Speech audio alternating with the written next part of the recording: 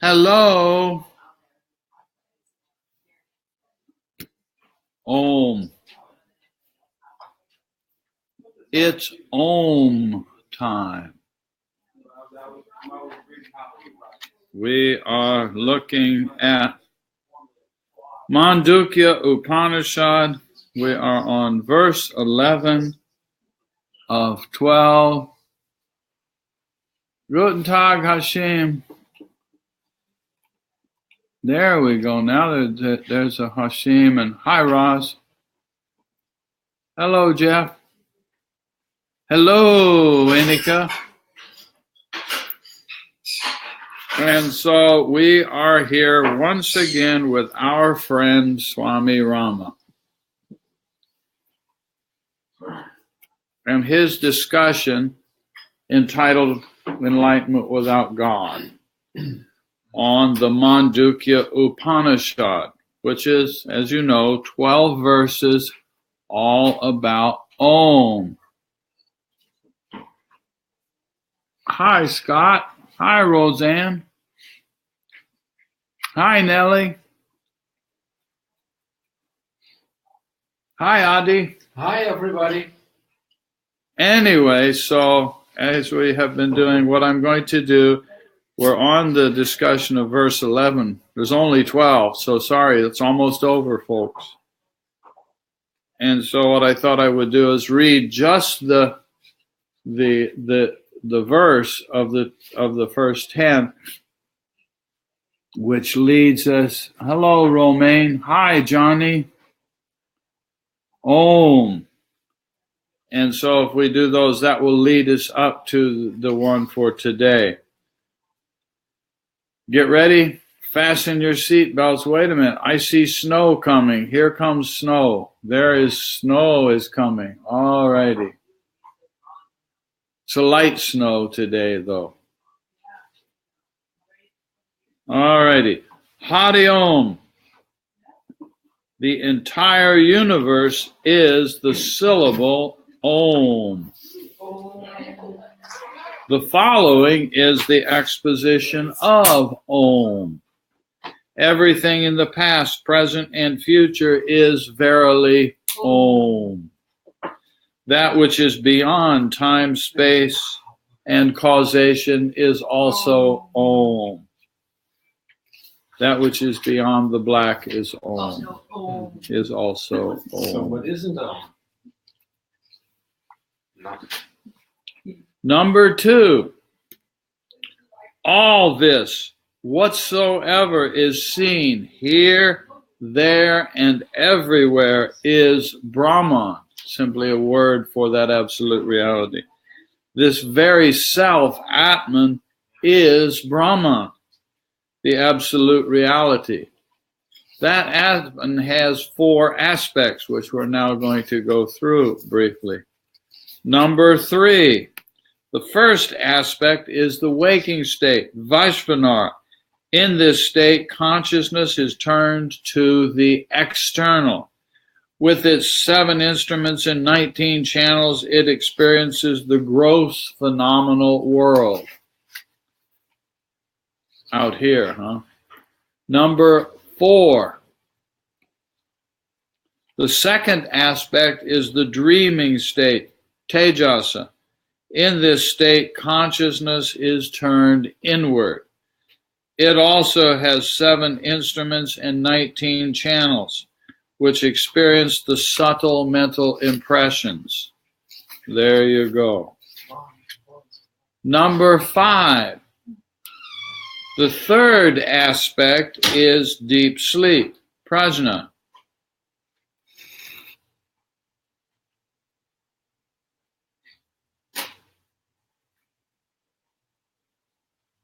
I don't know what that means, Nellie. What about repeating it straight away on another time?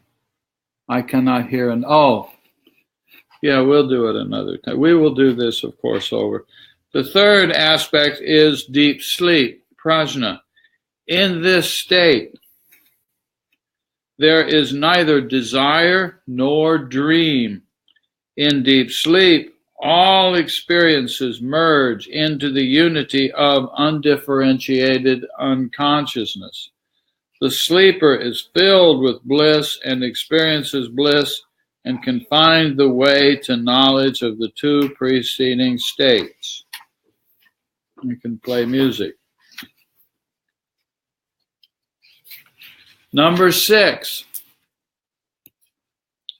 The experiencer of these states of consciousness is the Lord of all. This one is all-knowing. This one directs everything from within. This one is the womb of all. All things originate from and dissolve into this. Pretty neat, huh?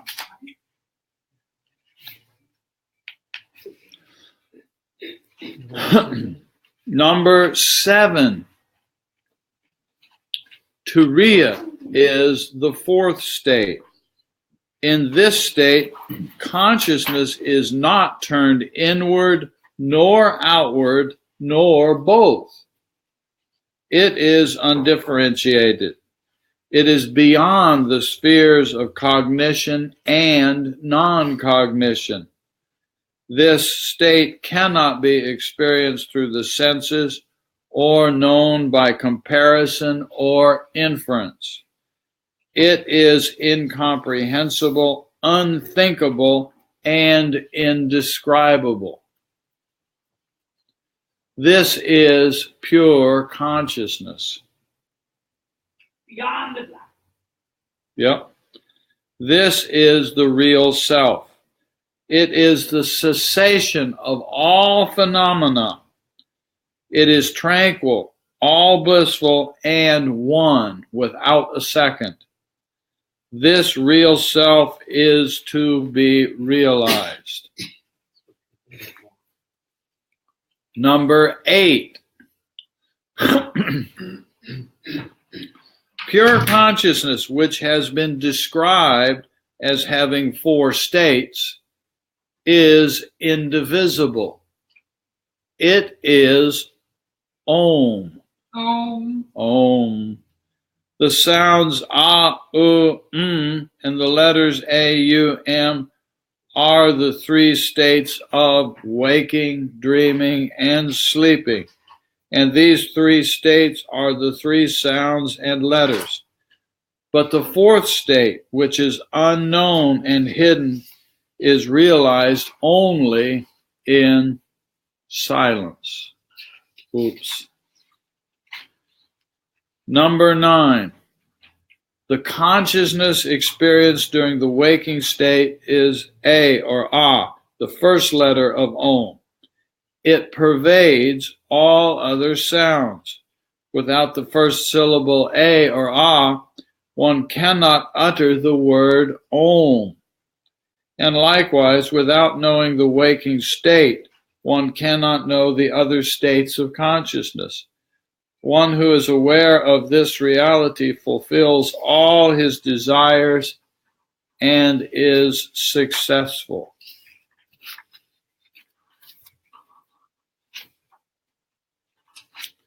Number 10. Here we are. Get ready. Drum roll. The consciousness experienced during the dreaming state is U, the second letter of Om. This is an elevated, intermediate state between waking and sleeping states. One who knows this subtler state is superior to others. One who knows this, we've done this one. What am I doing? We're at right now. Forgive me. I was. The drum roll was for nothing. What? We got another one. No, but it's all right. I got stuck in Tejasa. This is one of the things that happens. This is the nature of how it goes. You can get stuck sometimes in Tejasa. All righty. Let's not get stuck in Tejasa. There we are. Number 11. Drum roll, drum roll. But you see, the drum roll is supposed to be in silence. Oh. Silent drum roll, Okay, yeah. silent drum roll. The consciousness experienced during the deep sleep state during the deep state of sleep is M or the third letter of Om. One who knows this more subtle state as well is able to comprehend all within himself. It's 1:15. Pretty cool stuff, isn't it? Oops, my finger slipped out. My finger slipped away there.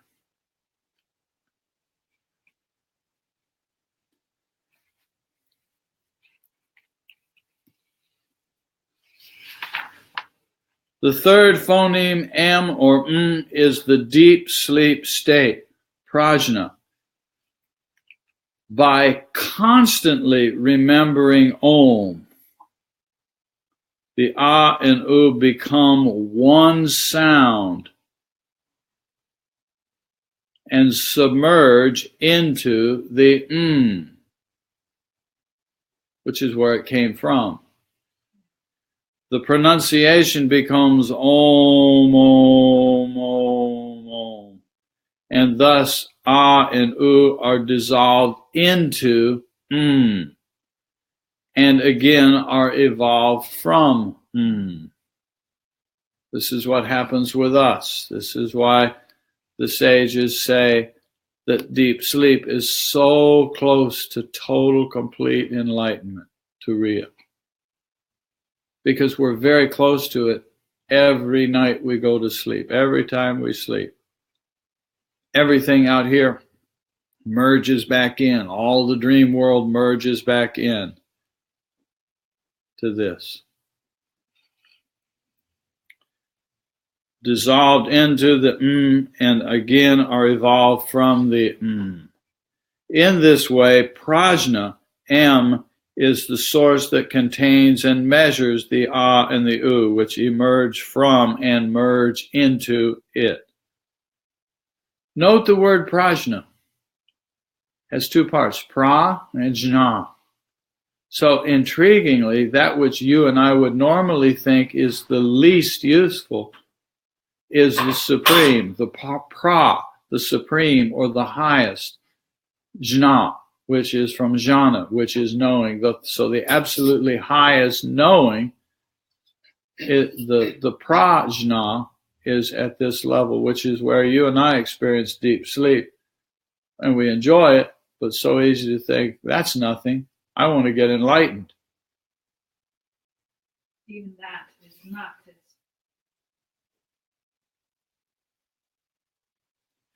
One who realizes that the phoneme M is identical to prajna becomes capable of realizing the nature of his internal and external worlds. So if we want to know the world out here, know that.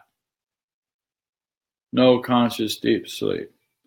He is also able to realize his oneness with the universe. Not yet from that level, but it's right next door. So comes to know that I'm a neighbor. All I have to do is go into that. The sleeping state indicates that consciousness has power to withdraw and expand itself. One who knows that it functions both externally and internally is definitely superior to one who has explored only the waking and dreaming states. Not that the goal is to become superior to another person. A real meditator does not sleep the way ordinary creatures sleep. Sleep is brought under his voluntary control and will, gradually. He determines to sleep and then to wake up whenever he wants. This is the art of yoga nidra, which is practiced by meditators. Most of the modern world does not know that that's what yoga nidra is, and much less doesn't care.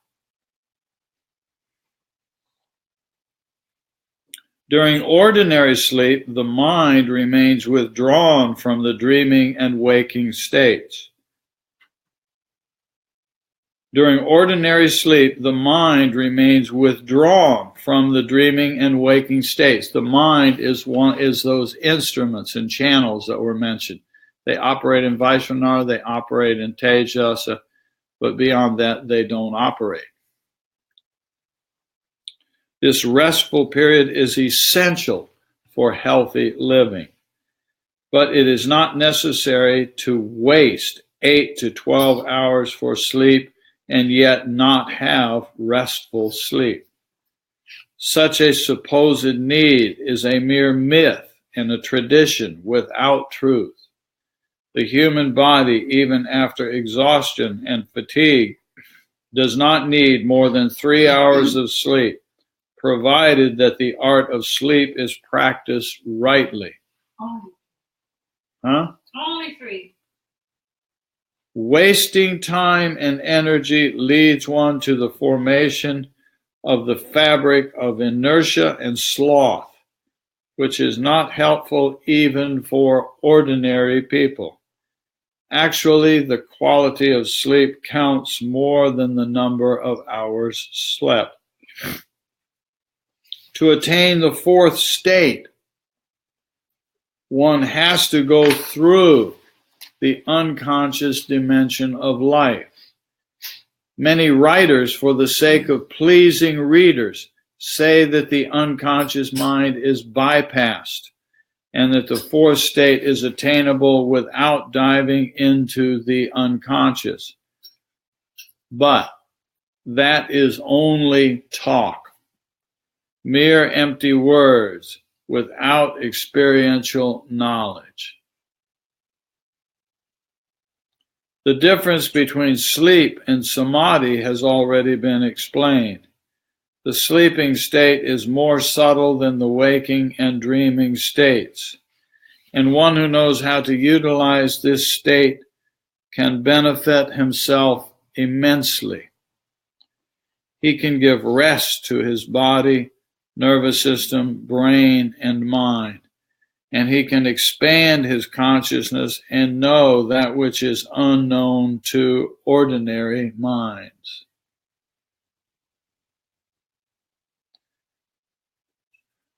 Although the mind is at rest, it is not empty. The mind never remains empty. Either one is sleeping, dreaming, or awake, or else one is having a vision, or hallucinating, or fantasizing.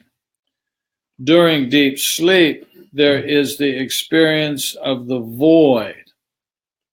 The same void can be experienced during meditation. That void is not empty, but there is a feeling of emptiness. During that time, there is no content, and that is why it is called deep sleep. So sleep is an unconscious state without content. There is no awareness. When one is in the void, he does not know that he is in the void, but once awake, he remembers being in the void. In deep meditation, one is in the void and aware of it at the same time. The meditative state is a fully awakened state.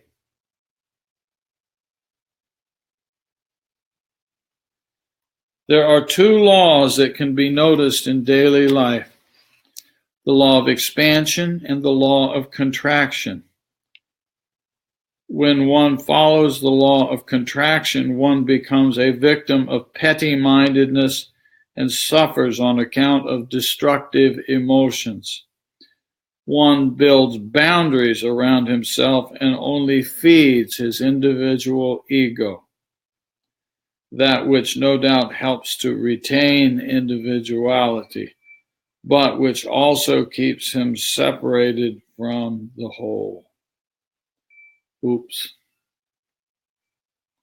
By following the law of expansion, one goes on expanding one's consciousness to the extent of universal consciousness, and then loves all and remains in perennial joy all the time. Hi, June. Hi, Nilesh. I know you enjoy this, Nelly. Tee.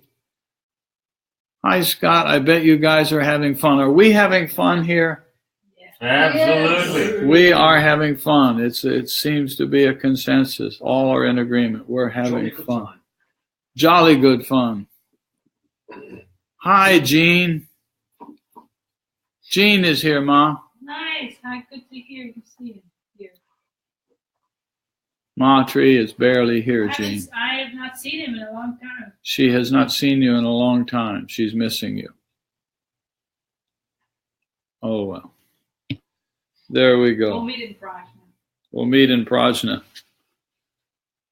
By following the law of expansion, one goes on expanding one's consciousness to the extent of universal consciousness, and then one loves all and remains in perennial joy all the time.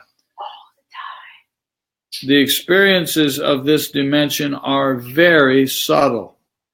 Such a fortunate one who has already explored the waking, dreaming, and sleeping realities is a highly evolved aspirant.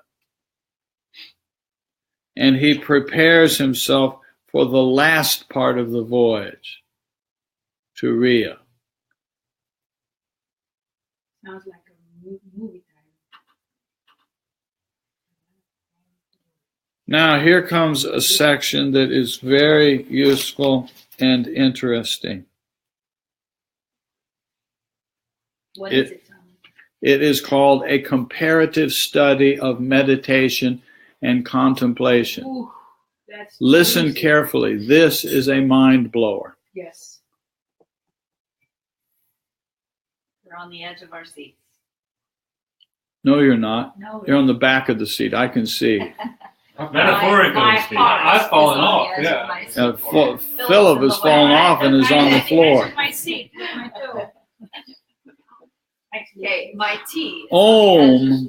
Om is the subtlest and finest syllable for focusing the mind and making it one-pointed and inward. Just take this in. This is another part of that thing. Just take it in. There's an aspect of this that is really, if you haven't heard of this, really surprising, almost shocking to hear. And some part of the mind doesn't want to hear it. Wants to say, no. After all this time, I'm all wrong? Or something like that. Bring it on. Bring it on. Here we go. I'll lit the fire. Oh, what? Lit the fire. Om is the subtlest and finest syllable for focusing the mind and making it one-pointed and inward. It is used for meditation by those who have totally renounced their desires for worldly cares and pleasures and who are seeking nothing but enlightenment. That does not mean only monks living in caves. That's everybody. When you have that insight, you still go to work. You still raise the children. But you understand that it's all a game. You know what it's about. And you serve those other people tremendously lovingly. But still, you are aware that there is nothing but enlightenment worth seeking.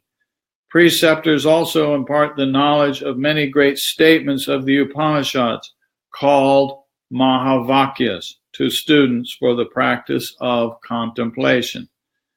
The barriers created by the mind, senses, and sense objects obscure the vision of the aspirant.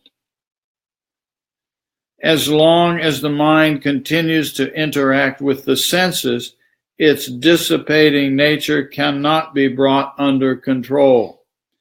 The mind seems to have a dual nature. Either it functions with the help of the senses in the external world, or it recalls the impressions stored in the unconscious mind. Through sadhana, the mind uses a center of focus so that it is not disturbed by its outgoing tendency. or meaning it's also not disturbed by its habit of recalling the impressions already stored. So, voluntary withdrawal of the senses becomes one of the primary steps of sadhana. When desires for obtaining worldly objects are present, the mind can easily withdraw the mind from the objects of the world. It's 1:30. And gradually train it not to be dissipated by sense perceptions. Then the mind is neither distracted nor distorted and is capable of practicing contemplation and meditation. Now, finally, after all of that, almost sounds like the end of the journey. It's not. It's by doing all of that. Now the mind is prepared to and capable of practicing contemplation and meditation. But everything else was just getting up to the point where it's capable of doing it. Shock. The mind can then be trained to concentrate on the sound Om. Before that, it couldn't do that. So it has to go through all of that. The mind can then be trained to concentrate on the sound Om until it becomes an unconscious habit and a part of the life of the aspirant. It's now a habit to have the constant remembrance of not only the Om, but the meaning behind the Om. Constant japa, remembrance, constant japa leads to a state of ajapa japa, in which one remembers Om constantly. And that does not mean walking around going Om, Om, Om, Om, Om, Om, Om all day long. It's not that. It's the constant awareness of the meaning of the Om. You've heard me say before, I've asked many, many mothers, how often do you think of your baby? Every mother has always, am I telling the truth, Candy? Every mother has always told me constantly. Every mother who has a baby will say the same thing to that question. I'm always aware of my baby. Even if it's in a different house with a different person, young baby, mother is just constantly aware. Right, Candy?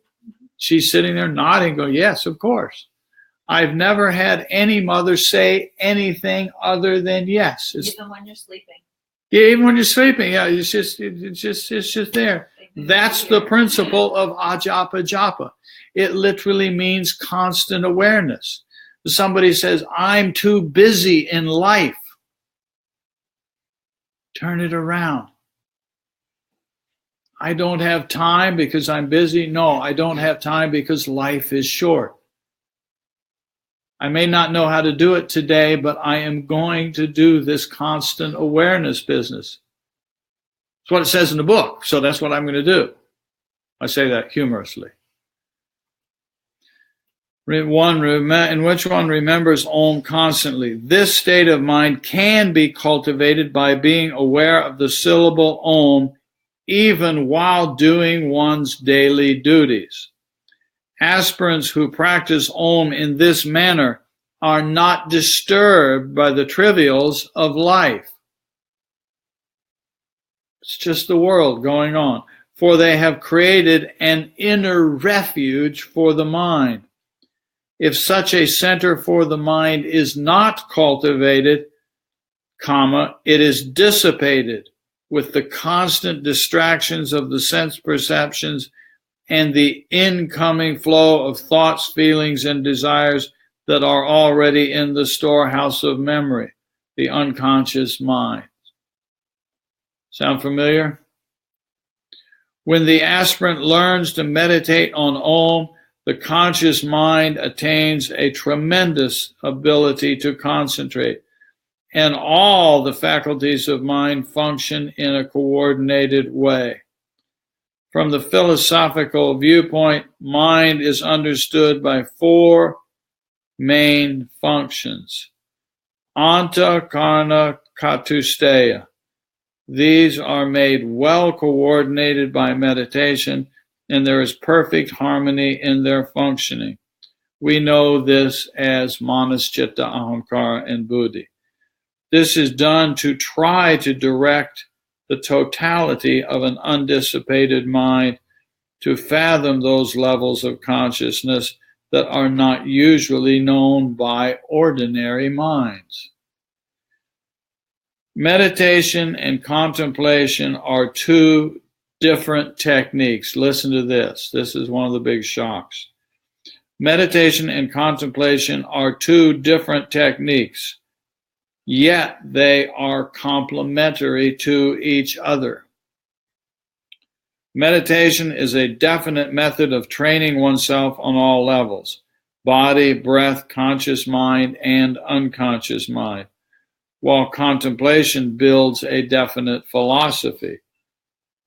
Without the support of a solid philosophy, the method of meditation does not lead to higher dimensions of consciousness.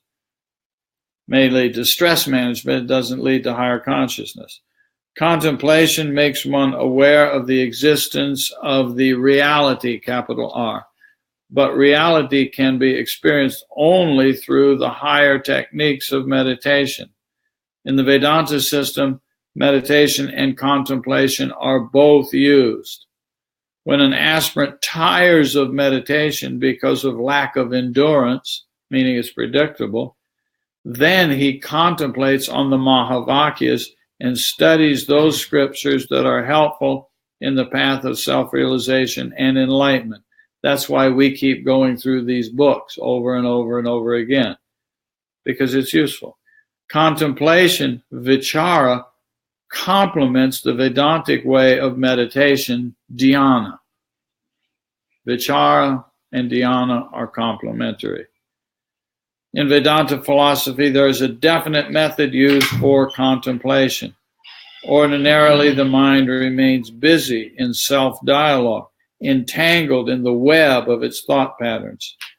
Because of desires, feelings, and emotions, unmanageable conflicts are created in one's mental life. But the Vedanta way of contemplating transforms the entire personality of the aspirant. For the statements, Mahavakyas, imparted by the preceptor, create a dynamic change in the values of his life.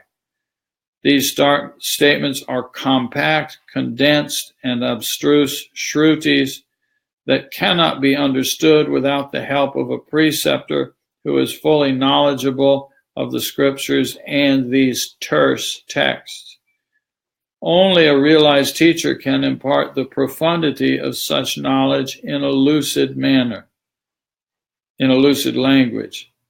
The thoughts, feelings, and desires which were once important to the aspirant lose their value, for he has only one goal to attain. The glory of contemplation brings a dynamic transformation to the internal states of the aspirant. This seems to be very necessary because that which creates a barrier or becomes an obstacle for students loses its strength due to the power of contemplation, which transforms all his internal states. First, an aspirant attentively listens to the sayings of the Upanishads from a preceptor who is Brahman conscious all the time. This is called Shravana. He doesn't say that here, but this is the listen.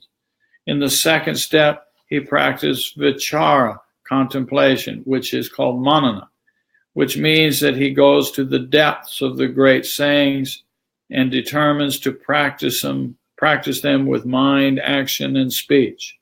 One-pointed devotion, full determination, and dedication lead him to the higher step called nididhyasana. Here he requires comprehensive knowledge of the ultimate truth. Words have by now fallen away, I will add. But he has not yet attained the final step of consciousness that leads him to the direct realization of the one self-existent truth without a second. The highest state of contemplation is called sakshatkara. In this state, perception and conceptualization are in complete agreement, and all the doubts from all levels of understanding vanish forever. At this height of knowledge, truth reveals itself to the aspirant, and perfect realization is accomplished. I am Atman, I am Brahma. This state of Advaita is attained by the process of contemplation. Meditation plays an entirely different role and helps the aspirant make his mind one-pointed, inward, and steady. Steadiness and stillness are practiced from the very beginning in this meditational method. The method of sitting, the method of breathing, the method of concentration, and the method of allowing a concentrated mind to flow uninterruptedly are subsequent steps that help the aspirant to expand his capacity so that he can contemplate without distraction. Now here's a section on contemplation. In the traditional Vedantic practice of the Mahavakyas, each statement is thoroughly contemplated and integrated into the personality. The course of contemplation is divided into 4 parts that are actually the 4 states of sadhana based on the Mahavakyas. In the first stage, the student is made aware of the transient nature of the phenomenal world. Brahma Satyam Jagan Mithya. The universe is unreal. Brahman is real. The second step of the contemplation is based on the knowledge of Brahman as the absolute truth behind all transient phenomena, and the student realizes unity in diversity. Ekam eva dvityam Brahma. There is only one Brahman without a second. In the third stage, he contemplates on the absolute reality within himself. Aham Brahmasmi. I am Brahman. In the fourth state, he realizes that there is only one absolute truth, which is self-existent and all-pervading within and without both. Sarvam Kalvidam Brahma. All this is Brahman. When one carefully studies these statements and ponders over their meaning, one comes to know that these are contemplative and attainable states of sadhana. The profundity of these statements or Mahavakyas cannot be comprehended by mere debate or discussion, for philosophical discussions do not help one to directly experience the inner state of wisdom. The philosophical discussions which turn into debates simply do not help. This is the way the aspirant contemplates in order to establish a definite philosophy and realize his essential nature, which is peace, happiness, and bliss. Inner dialogue. Inner dialogue, a contemplative method, sometimes replaces meditation. Such dialogues strengthen the faculty of decisiveness and sharpen the buddhi, the higher intellect, which can penetrate into the subtleties of the inner levels. Mental dialogue is very healthy for resolving many conflicts that arise in the mind of the aspirant as it remains habitually traveling to the grooves of his past habits. Practice of the first step in this process is described in the following example. It's just a little paragraph here that gives us a feel for this. I think most of us in this conversation know this. And it doesn't mean here's a script, memorize this script. It's just a sample of what we do internally. Close the eyes and ask, O mind, witness the world of objects and observe the impermanence of those objects you long to achieve, to embrace, and to save. What difference is there in the objects of dreams and the objects in the waking state? What reason is there for being attached to the unreal things of the world? They are like experiences of the dreaming state. They are constantly changing, and you have no right to own them, for you can only use them. O mind, listen to the sayings of the great sages and teachers. Follow in the footprints of those who have already trod the path of light and enlightenment. You will find that truth is that which is unchangeable. You will find that truth is that which is unchangeable. Absolute reality is that which is beyond the conditioning of time, space, and causation.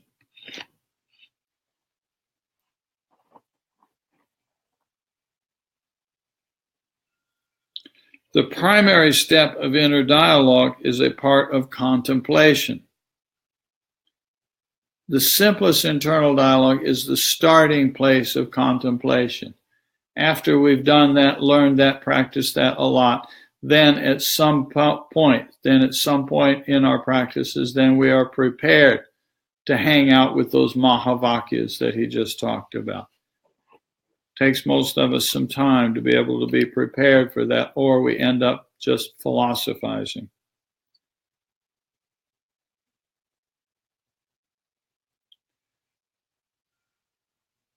The primary step of inner dialogue is a part of contemplation.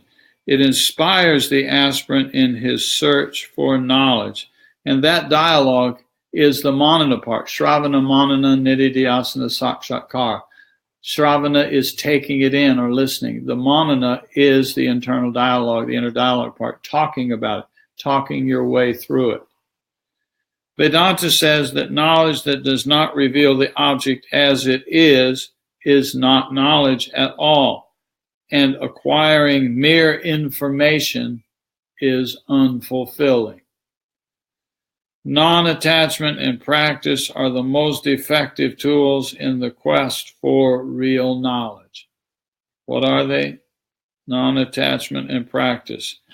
This is abhyasa and vairagya. Contemplation is not a method of escaping from the realities of life.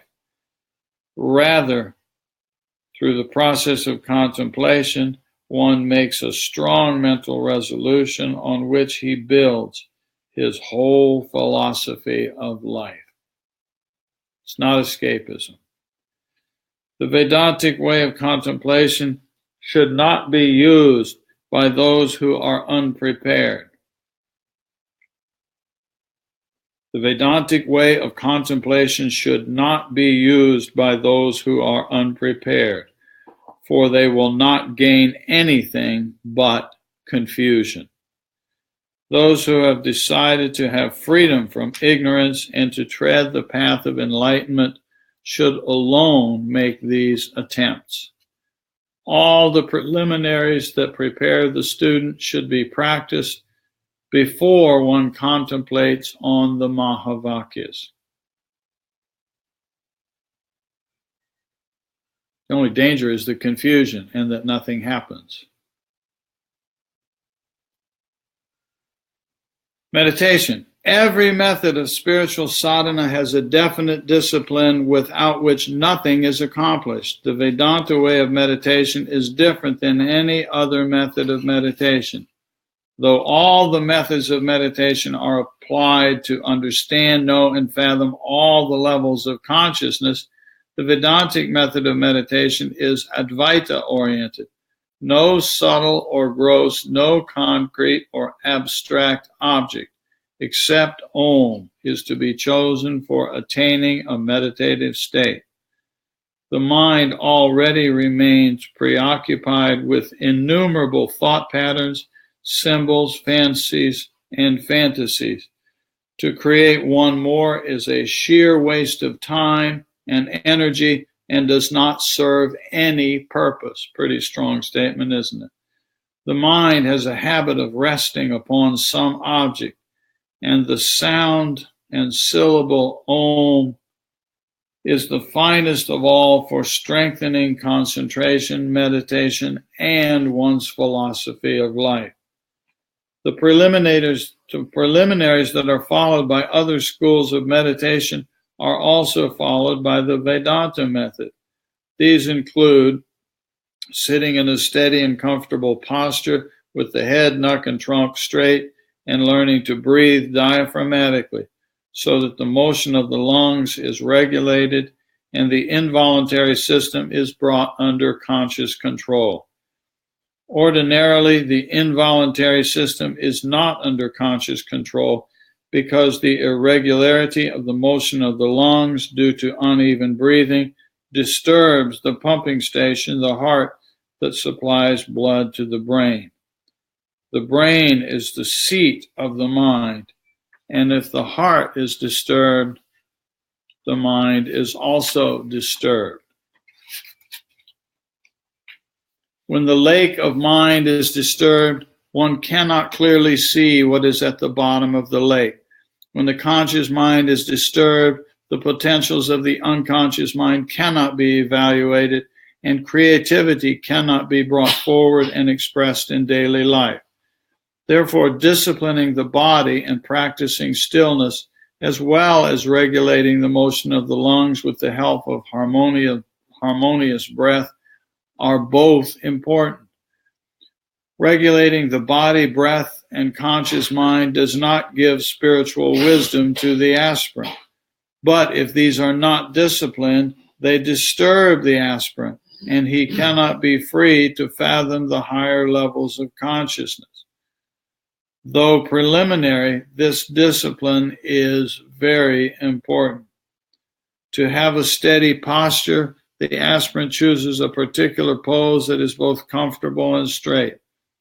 Siddhasana, Sukhasana, and Swastikasana are recommended most frequently by the teachers of meditation. For dedicated aspirants, Siddhasana, the accomplished pose, alone is recommended. Padmasana, or the lotus posture, is symbolic and is a good exercise, but often it has been seen to create disturbances in the pranic vehicles if the bandhas or locks are not properly applied. Of course, a comfortable seat, a clean, airy, and quiet place should be carefully chosen for meditation.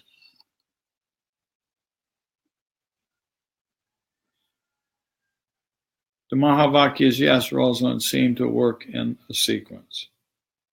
Inner happiness and calmness are attained, and no perspiration, twitching, or shaking are felt or observed in this method. For establishing harmonious breathing, the inhalation and exhalation of Om help the aspirant immensely. After establishing a pattern of serene, calm breathing in a steady, comfortable posture, the meditator learns to deal with the conscious part of the mind. The conscious part of the mind is that aspect that human beings use during the waking state. All the sense perceptions received during the waking state are stored in the unconscious part of the mind, are stored there, which is a vast reservoir of memory. Only a fortunate few know how not to be affected by sense perceptions. Only a fortunate few know how not to be affected by sense perceptions, feelings, and desires that are recalled in the dreaming state. During the waking state, one does not fulfill all his desires, so unfulfilled desires remain in the bed of memory, and whenever the conscious mind rests and relaxes, these impressions of unfulfilled desires come up. During the dreaming state, the mind remains withdrawn from the objects of the world because the senses are not utilized by the mind. External impressions and stimuli are not perceived and conceived during this time, but still the mind goes through vivid experiences of previously stored ideas, desires, feelings, and thoughts. The aspect of mind that is involved in the dreaming state can be brought under control through meditation. The conscious mind and its field can be expanded, and such an expansion is helpful for the aspirant in fathoming higher levels. In this method of meditation, any fantasy or superficial experience is discarded as it comes to the surface of the meditator's mind from the hidden levels of the unconscious. Therefore, an experience of any type is considered to be invalid until the mind is completely purified and mental dissipations are brought under conscious control. Calmness of mind, peace, and happiness are the only signs of progress that encourage the meditator. Seeing visions and symbols or receiving hunches, even if they are true, are totally discarded, and these obstacles are considered to be distractions. No siddhi or miracle is accepted as a part of Vedantic sadhana. The vision of the ordinary mind is different from the vision of the meditator. The vision of the meditator has clarity, but the vision of the dreamer or the ordinary mind remains clouded. When meditation deepens, the unconscious part of the mind and the sleeping state are also gradually brought under control. Sleep is a necessity for the human body, senses, breath, and mind. If the unconscious mind is not at rest, and if there is constant turmoil, then the mind is unbalanced. When the conscious mind is agitated by the incoming flow of unfulfilled desires, thoughts, and feelings, the senses are not able to perceive as they should. If the conscious mind is free from conflicts, then it coordinates with the senses, and the data that are collected through those sense perceptions are accurate. Conflicts are created in the conscious mind through a lack of decisiveness, and the mind loses its capacity to coordinate the senses. If sense perception is incorrect, conceptualization will be faulty, so it is necessary to resolve mental conflicts in order to reestablish coordination. Those who lose mental equilibrium, or who are habitually unbalanced become victims of either psychosomatic disorders or pathological behavior. If one knows how to deal with disturbing thoughts, desires, and feelings, however, then the conscious mind can direct the senses and behavior becomes normal. Modern psychologists use counseling techniques for dealing with such problems, but without developing one's own ability to deal with them, one will always remain dependent on counselors. One develops direct experience and the ability to deal with the mind by practicing meditation. Thus, one gradually gains confidence and knows how to deal with thoughts, desires, and feelings that create uneasiness and unrest in the unconscious mind. Meditative techniques can also be applied by counselors to help them diagnose and to help patients become more aware and independent. Now Swamiji goes into describing essentially some of the practices which lead to yoga nidra. And we will not try to go through there. We've discussed yoga nidra elsewhere, and but I'm going to close here in this section here. Students are constantly reminded and instructed by their preceptors that there is only one goal of life, and that is the ultimate truth, which is known by attaining the fourth state. The fourth state is a fully conscious state, but that consciousness does not depend on sense perception and is not polluted by a flood of dreams. It is not at all an unconscious state, but is a state of full awareness that gives the human being an ability to see things as they are, within and without. By attaining this state, one does not intellectualize about the nature of the objects of the world and the ultimate truth hidden behind them, does not intellectualize, but realizes the transitory world and the hidden unity in the diversity of objects. Expansion of the conscious mind is experienced, and the reality experienced in the dreaming state and the waking state becomes clearer. Listen to this. The observer and the observed create a dualistic reality, while the aspirant's aim is to realize the absolute truth. Here, meditation ends, and the higher step of contemplation helps one to realize that one's real self is the self of all. One also realizes that the realities experienced during waking, dreaming, and sleeping are only apparent realities, and the self-existent reality of Turiya alone is the one all-pervading reality. The words dhyana, meditation, and nididhyasana, contemplation, are both used in Upanishadic literature, and there is a fine distinction between the two methods. Meditation is still a dualistic concept, but the highest state of contemplation is monistic. It leads to self-realization, while the concept of meditation leads to samadhi, and samadhi and self-realization are two different states. A dualistic philosophy leads the aspirant to samadhi, while Vedanta philosophy and contemplation lead one to, quote, thou art that, tattvamasi.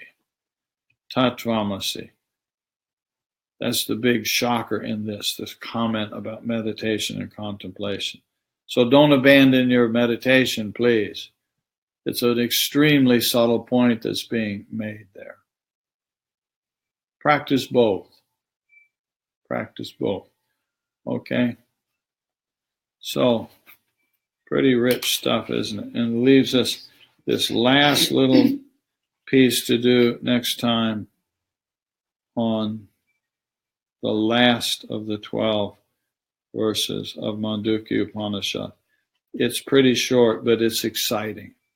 So with meditation leading to samadhi and then using that as a tool to introspect all the karma-shaya and uncoloring, that allows the mind not to disturb one in the higher stages of contemplation. Yes, it's learning how to be not disturbed, undisturbed, unaffected, uninvolved.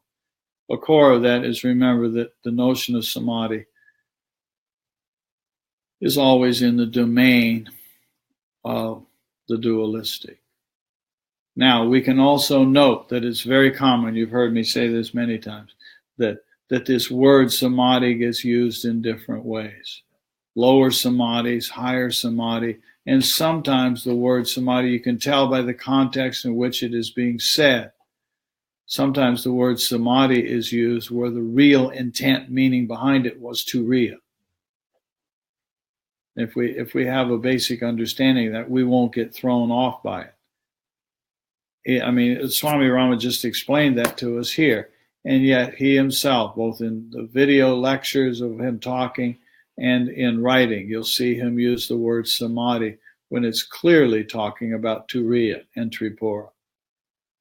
It's just that we deal out here in the world of people. And in common language, we hear this. I got a note from somebody right now that I have not drafted a response to that is basically along these lines. It's hard to talk about. Because in trying to talk about it, it's a legitimate question, but in trying to talk about it, it's just awkward. But he does a beautifully simple job of discerning between the two right there. And another thing that sometimes can be said is if you say Vedantic meditation, It's actually referring to contemplation. You're actually referring to contemplation. And yet sometimes people will refer to Samadhi Pada, the chapter on Samadhi, chapter 1 of Yoga Sutras. Sometimes that is referred to as the chapter on contemplation. Well, where are we going here? It's like, it can be confusing. And all I'm saying is if we pause and ponder, contemplate carefully on what's just been said there, we will not be thrown off by it. And there is no problem.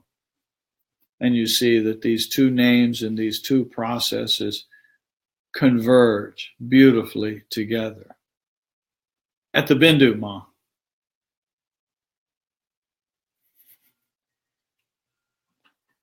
Sometimes you just got to be patient. Okay, thank you all for playing. I was sort of involved in that, and I didn't do a tremendously good job of keeping good eye on the notes. Yes, rich, very rich, Scott says, yes.